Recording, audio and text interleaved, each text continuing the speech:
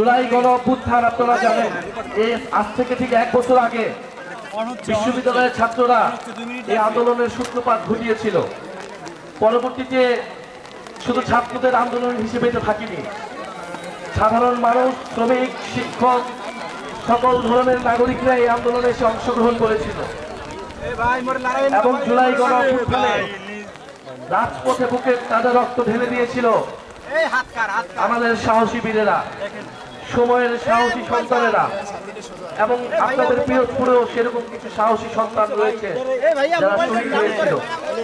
আমরা সেই সকল শহীদদেরকে আজকে শ্রদ্ধার সাথে স্মরণ করি। আমরা সেই সকল আহত যোদ্ধাদের যারা বুক চিতিয়ে লড়াই করেছিল তাদেরকে শ্রদ্ধার সাথে স্মরণ করি, শহীদদের আত্মার মাগফিরাত কামনা করি। জুলাই পদযাত্রায় আমরা আজকে পিরোজপুরের মাধ্যমে বরিশাল বিভাগে যাত্রা শুরু করলাম।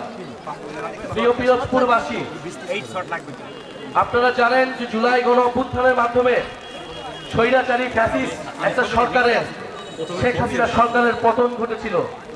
যেই সরকার 16 বছর ধরে জোর করে ক্ষমতায় টিকেছিল, মানুষের উপর এমন কোনো নির্যাতন নাই যে এই সরকার করে নাই। গুম, খুন, নির্যাতন, দুর্নীতি, লুটপাট, ভোটাধিকার হরণ সবকিছু এই সরকার, গত সরকার করেছে। 3 বার আপনারা ভোট দিতে পারেন নাই। ফলে মানুষ ক্রোধে রাজপথে নেমে এসেছে। শুধু সরকার বা রাজনৈতিক দল নয়, মানুষের উপর নির্যাতন চালিয়েছে পুলিশ, আমলাতন্ত্র এবং সরকার, রাষ্ট্রযন্ত্রের সকল বাহিনী। ফলে মানুষ এই যে পরিস্থিতি, এই যে জুলুমের একটা সরকার ছিল, সেই সরকার থেকে, এই জুলুমের একটা সিস্টেম ছিল, সেই সিস্টেম থেকে পরিত্রাণের জন্য রাজপথে নেমে এসেছিল। আপনারা জানেন যে গণ অভ্যুত্থানের পরে আমরা বলেছিলাম দেশের সংস্কার লাগবে, রাষ্ট্রের সংস্কার লাগবে। আমরা পুরনো ব্যবস্থায় ফিরে যেতে চাই না, আমরা দুর্নীতির ব্যবস্থায় ফিরে যেতে চাই না, আমরা মাফিয়া তন্ত্রের ব্যবস্থায় ফিরে যেতে চাই না।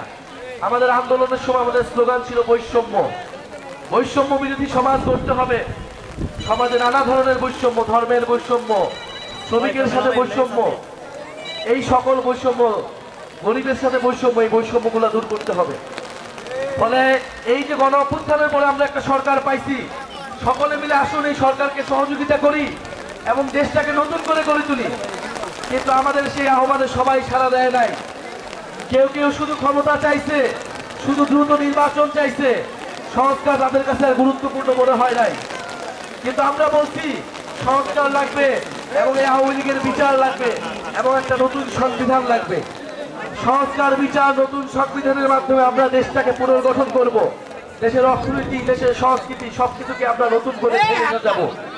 ফলে আমরা তার জন্য এখন লড়াই করতেছি। জুলাই গণ অভ্যুত্থানে হয়তো আমাদের সাথে অনেক দলমত ছিল, কিন্তু দেশের সংস্কারের পক্ষে আজকে যদি কেউ না থাকে, আমরা যে তরুণরা রাজপথে নেমেছিলাম, আমাদের আহ্বানে যারা আপনারা নেমেছিলেন, আমাদের আহ্বানে যারা এসে শহীদ হয়েছিলেন, তাদের প্রতি আমাদের দায়বদ্ধতা আছে। আমরা রাজপথ থেকে সরে যেতে পারি না। ঝড় বৃষ্টি যা কিছুই হোক না কেন, আমাদের রাজপথে আমাদের লড়াই চালিয়ে যেতে হবে।